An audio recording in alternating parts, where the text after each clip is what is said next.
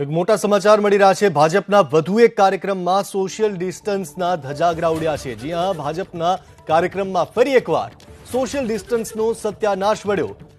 આ કાર્યક્રમ નવસારીમાં યોજાયો હતો અને તે દરમિયાન ભાજપના કાર્યકર્તાઓ ઉત્સાહમાં આવી અને સોશિયલ ડિસ્ટન્સના ધજાગરા ઉડાવ્યા છે। ફરી એક વખત સોશિયલ ડિસ્ટન્સના ધજાગરા ઉડ્યા। નવસારીના ચીખલીમાં સરપંચ સંવાદ કાર્યક્રમ હતો અને સોશિયલ ડિસ્ટન્સના ધજાગરા ઉડ્યા છે। આ દ્રશ્યો આપ જોઈ રહ્યા છો। કેટલાક લોકો માસ્ક વગર નજરે પડી રહ્યા છે। સોશિયલ ડિસ્ટન્સના લીરે લીરા ઉડ્યા છે અહીંયા અને કોઈ પણ પ્રકારની ગાઈડલાઇન્સનું પાલન નથી થઈ રહ્યું। પ્રદેશ અધ્યક્ષ CR પાટીલની અધ્યક્ષતામાં અહીંયા સરપંચ સંવાદ કાર્યક્રમ યોજાયો અને તે દરમિયાન નિયમોને નેવે મૂકવામાં આવ્યા। સોશિયલ ડિસ્ટન્સનો સત્યાનાશ ઉડ્યો। વારંવાર આ પ્રકારના દ્રશ્યો સામે આવે છે। કોઈ પણ રાજકીય કાર્યક્રમ હોય, આ પ્રકારના સંમેલનો કે સંવાદના કાર્યક્રમ હોય ત્યારે સોશિયલ ડિસ્ટન્સનું પાલન નથી થતું। લોકો માસ્ક વગર જોવા મળતા હોય છે અને ફરી એક વખત એવું જ થયું છે અને ભાજપના કાર્યક્રમમાં ફરી એક વખત સોશિયલ ડિસ્ટન્સના ધજાગરા ઉડ્યા છે। ખુલ્લા મોઢે અનેક લોકો દેખાઈ રહ્યા છે। માસ્ક નથી પહેર્યા તો પોલીસે તેમની પાસેથી દંડ લીધો કે નહીં, તેમની સામે કાર્યવાહી થઈ કે નહીં, આ કાર્યક્રમ યોજાયો ત્યારે પોલીસ ક્યાં હતી, આ તમામ સવાલો અત્યારે ઉઠી રહ્યા છે। અમારા સંવાદદાતા સિદ્ધેશ જોડાઈ ચૂક્યા છે। સિદ્ધેશ, આ કાર્યક્રમ યોજાયો, શું પોલીસને ખબર નહોતી? સોશિયલ ડિસ્ટન્સના ધજાગરા ઉડ્યા પછી કોઈ કાર્યવાહી થઈ?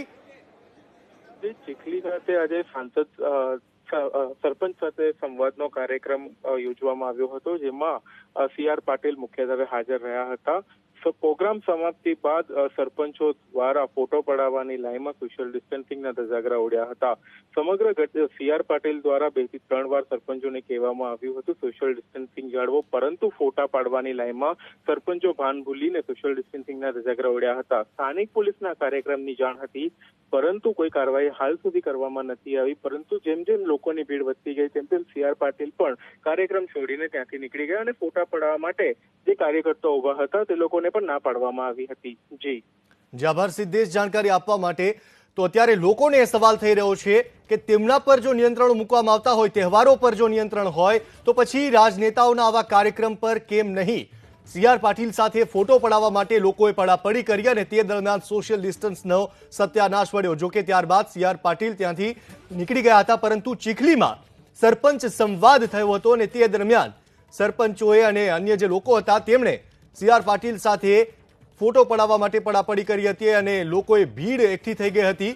ફોટો પડાવવા માટે એક બાદ એક લોકો આવી રહ્યા હતા અને તેની પાછળ લોકોનું મોટું ટોળું એકઠું થયું છે। 2 ગજ કી દૂરીનો જે મંત્ર છે તેને ભૂલીને અહીંયા ફોટો પડાવવાની લાઈમાં લોકો એકઠા થયા હતા। પતંગ ચગાવવા માટે મિત્રો એકઠા થાય તો સંક્રમણ ફેલાય, તો અહીં શું? આ સવાલ લોકોને છે। પોલીસ કોની શરમ રાખી રહી છે? શા માટે આવા કાર્યક્રમોમાં નિયમોના ધજાગરા ઉડે છે તો તેની સામે કાર્યવાહી નથી થતી? અને જ્યારે આ સંવાદ થવાનો છે, સરપંચ સંવાદ કાર્યક્રમ યોજાવાનો હતો, પોલીસને ખબર હોય તો પછી શા માટે ત્યાં બંદોબસ્ત ન હોય? અને બંદોબસ્ત હોય તેમ છતાં પણ જો આ પ્રકારે સોશિયલ ડિસ્ટન્સના નિયમોના ધજાગરા ઉડતા હોય તો પછી કાર્યવાહી કેમ ન થઈ? રાજકીય પક્ષોના નેતાઓ અને કાર્યકર્તાઓને શું બધી છૂટ છે? કોઈ પણ સમયે કોઈ પણ જગ્યાએ તે નિયમોના ધજાગરા ઉડાવી શકે છે? 2 ગજ કી દૂરીનો નિયમ શું તેમના માટે લાગુ નથી પડતો? જ્યારે પ્રધાનમંત્રી આવા વાત કરી રહ્યા હોય, 2 ગજ કી દૂરીનું આહવાન કરી રહ્યા હોય, તો પછી ભાજપના જ કાર્યક્રમમાં આ પ્રકારના સોશિયલ ડિસ્ટન્સના ધજાગરા વારંવાર ઉડે તે કેટલું યોગ્ય છે? અને પોલીસ મુખ પ્રેક્ષક બનીને જોતી રહે, પોલીસને ખબર પણ ન હોય, આવું કેવી રીતે ચલાવી શકાય? જનતા સવાલ અત્યારે પૂછી રહી છે। વારંવાર આવા કાર્યક્રમોના કારણે જ સંક્રમણ ફેલાયું છે।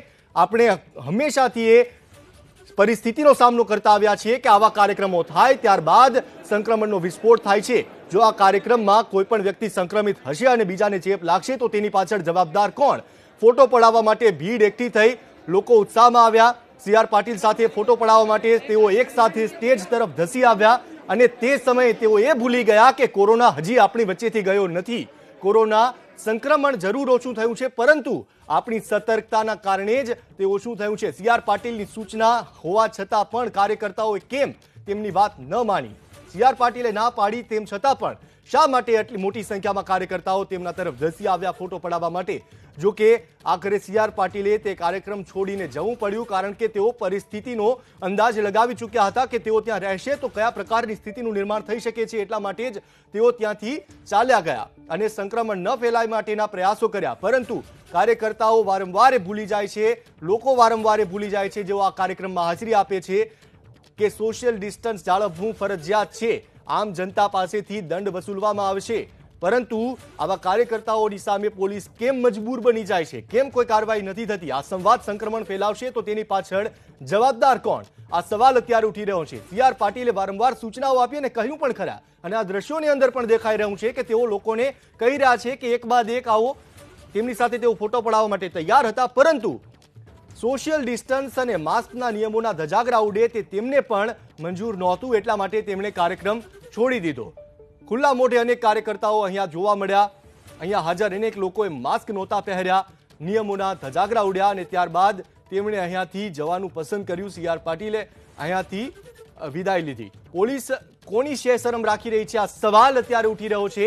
પોલીસને શું આ કાર્યક્રમ થવાનો છે ખબર નહોતી? જો ખબર હતી તો કેમ નિયમોનું પાલન ન કરાવડાવ્યું? કેમ બેઠક વ્યવસ્થા ચેક ન કરવામાં આવી? અને જ્યારે કાર્યક્રમ પૂરો થયો અથવા તો કાર્યક્રમ શરૂ થવાનો હતો ત્યારે આટલી મોટી સંખ્યામાં સ્ટેજ સુધી લોકો ગયા તો તેમને રોકવામાં કેમ ન આવ્યા? આટલી મોટી સંખ્યામાં લોકો સી.આર. પાટીલની નજીક પહોંચી રહ્યા છે ફોટો પડાવવા માટે, તો તેમની સામે કાર્યવાહી થવી જરૂરી છે. જેવી રીતે કોઈ પણ વ્યક્તિ રસ્તા પર માસ્ક વગર દેખાય છે તો પોલીસ તેમની પાસેથી 1000 રૂપિયા દંડ પેટે વસૂલે છે. તો આમ જનતા એવી ઈચ્છા રાખે છે કે કાર્યકર્તા હોય, કોઈ નેતા હોય, સરપંચો હોય, સંમેલન સંવાદ કાર્યક્રમ હોય તો તેમાં પણ કડકમાં કડક કાર્યવાહી થવી જોઈએ અને તેમની પાસેથી પણ દંડ વસૂલાવવો જોઈએ. તેમની સામે પણ યોગ્ય કાર્યવાહી થવી જોઈએ.